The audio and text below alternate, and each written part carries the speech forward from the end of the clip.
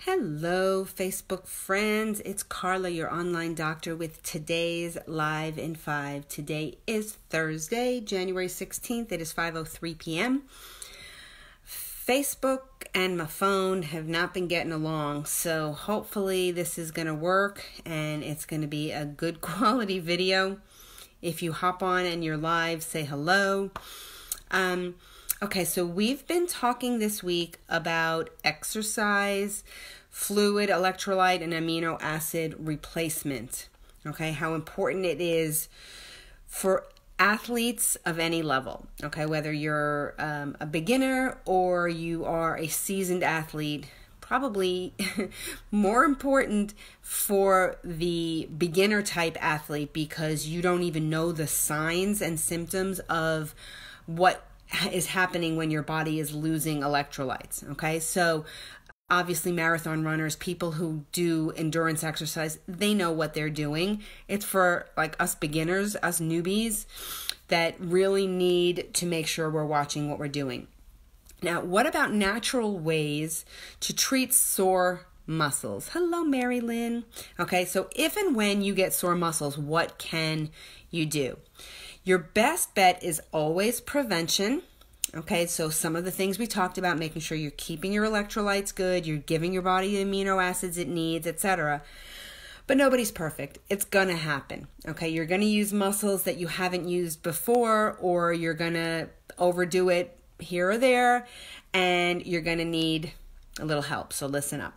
Okay, so number one is cold treatment. Specifically, the first day or two after your quote-unquote injury or the problem occurs, you can apply ice packs to the area.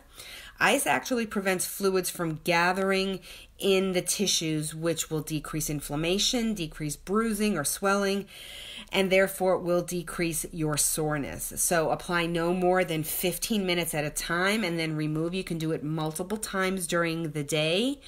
If the ice pack feels too cold, it's also good to put a layer of something, whether it be a t-shirt or something, not too thick, because you want the ice, you want to feel it a little bit, but you don't want to get freezer burn type of thing on your skin.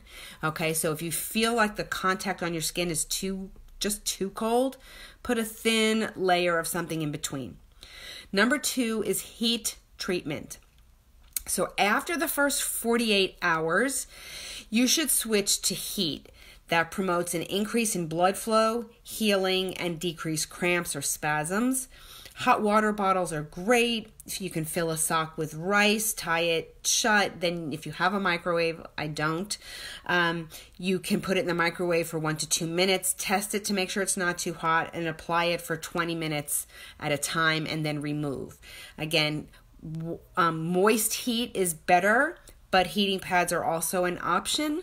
But again, the moist heat is definitely a little bit better.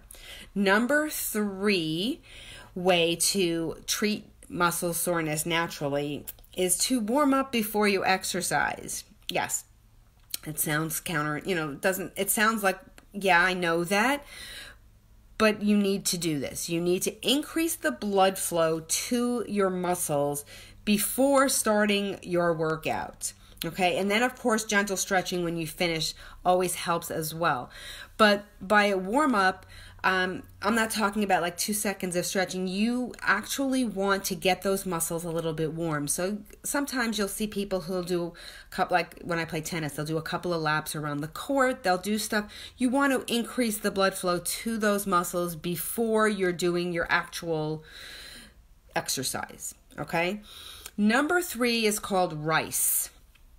Okay, it's another effective way to treat soreness. Rest, always good.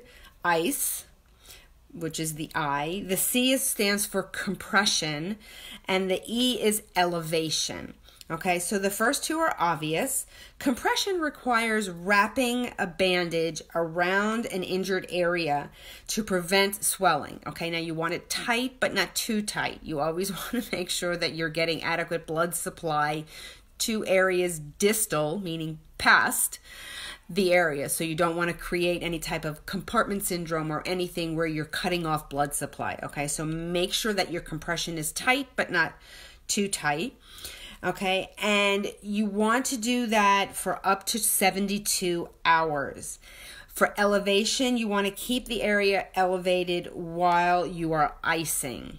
Okay, so that's really important. It's a combination of like a series of things that you're going to do to try and alleviate any swelling from developing. By not having swelling, you're less likely to have soreness. There is a mosquito flying in front of my face and it's making me crazy, so if I'm swatting, that's why. Okay, number 5, you heard me talk about this before, Epsom salt baths. Okay, the thing about Epsom salts, you want to make a warm bath. It helps to improve circulation. It relaxes your muscles. Magnesium and Epsom salt is a muscle relaxant. Okay, now most people say, but I'm soaking in it. But your skin is not a barrier. It is a very absorbent organ, and it will take in a lot of the magnesium. Hey, Katie. It will take in a lot of that magnesium through your skin into your body and will help relax your muscles. Now, clearly, if you have full body ache, you want to submerge yourself, obviously up to your neck, in a nice warm tub of Epsom salt. If you're not a bath person or you don't have a tub, you do get the magnesium through your skin other ways. So you can do a foot soak. So take a big basin, fill it up with warm water, and soak your feet. Okay, even if your feet aren't the sore part, you will absorb the magnesium. The magnesium will get to the muscles that are sore. Not as good, but it also works. Another way to get magnesium in the body is to do a magnesium spray. A magnesium oil spray. I picked this up and I use it on my calf muscles after I play tennis. I think it helps a lot to relax those muscles. It's also really good for menstrual cramps. We use this a lot on my daughter on her belly, and the magnesium helps relax uterine muscles, and it's really, really a good thing. So just another little tool in your natural toolbox. Okay, and number 6, essential oils. You know me, you know it's coming, right? So you can add it to your bath, or you can apply them directly, onto the sore areas. I recommend over a dozen oil singles, meaning just one oil that would come there, and of course oil blends that my company makes. For sore muscles, you can start with peppermint is really good. The main component, the chemical constituent in peppermint is menthol, which has analgesic and cooling properties. We're going to talk more about this tomorrow. Wintergreen is another one. The main component is methyl salicylate, which helps with pain and deep muscles and joints. Lavender is always good. It relieves muscle tension and stress. But then there are a gazillion other ones for muscle pain. I'll just list them off. Chamomile, clary sage, eucalyptus, lemongrass, rosemary, black pepper, thyme, vetiver, nutmeg, ginger, sandalwood, frankincense, marjoram, and helichrysum. Okay, those are the singles. Any blend that combines those are going to be pretty darn awesome. And I have quite a few of those if anybody is interested in learning more. Number 7 on the list, eat ginger. Ginger has anti-inflammatory properties and can actually relieve muscle pain if regularly consumed. Okay, understand it's not just a one-time. It's not like taking an aspirin, although I don't recommend aspirin or Advil. That's my personal choice. I go the natural route.